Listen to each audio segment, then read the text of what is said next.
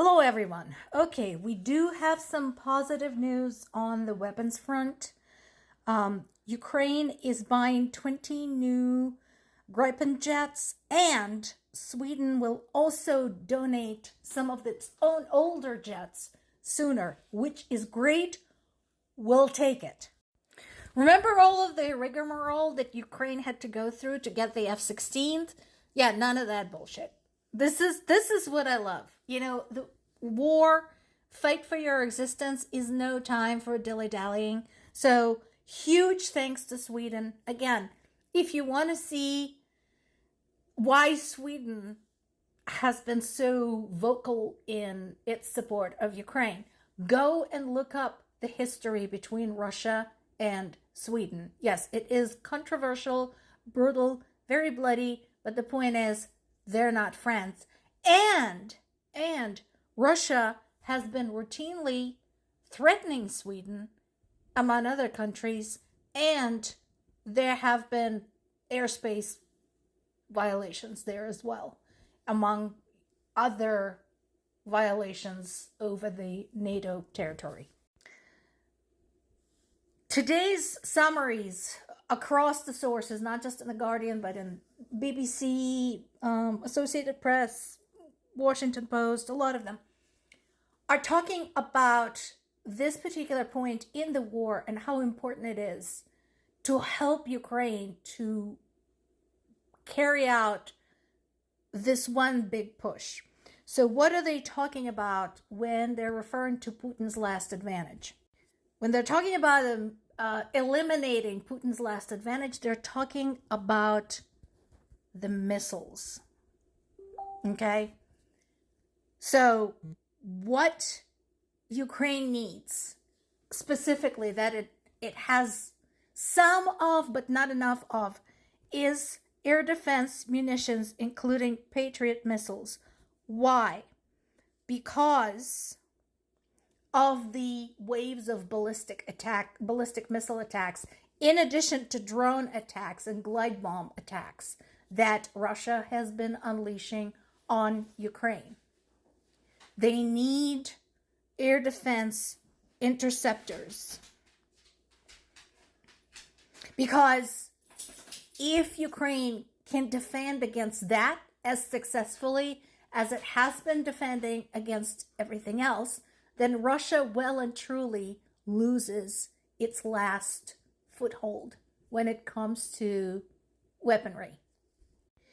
And yeah, Ukraine does have interceptor systems from France and Italy, but those need upgrades specifically to be able to target ballistic missiles, which is completely understandable.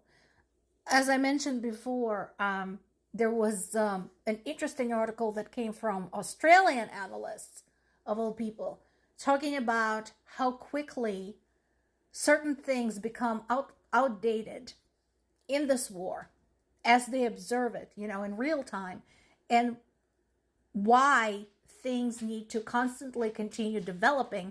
And one of the things has been basically to outpace your enemy.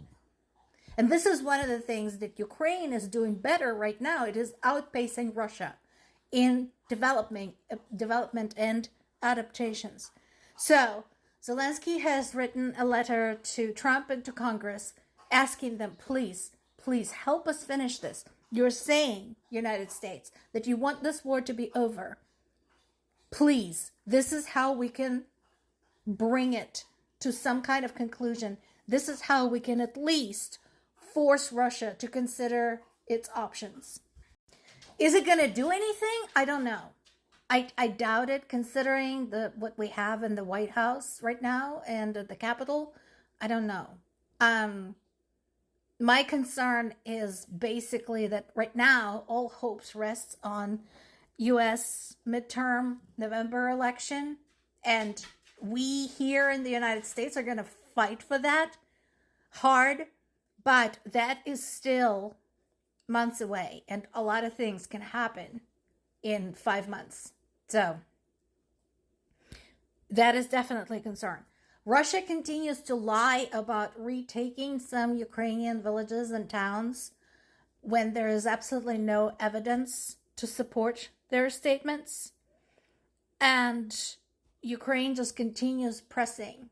And again, it is not just a specific offensive, as I mentioned before. It can't be, because that didn't work in the past. So Ukraine, this is where, adaptation matters, because Ukraine had adapted and said, okay, this doesn't work. Let's try something else. And so they started this strategy of, 1,000,000 razor cuts at the front, introducing the land-going drones to replace the gaps in the military ranks, while at the same time delivering strategic strikes against Russia's oil industry and Russia's military-industrial complex. And we do have results. First of all, as we said before, Russia is recruiting at the same rate they have been, but they're losing people at the higher rate that they're recruiting, which I'm sure doesn't help them. And there is the tangible damage to the oil industry, which makes it impossible right now for Russia to cash in on the high oil prices.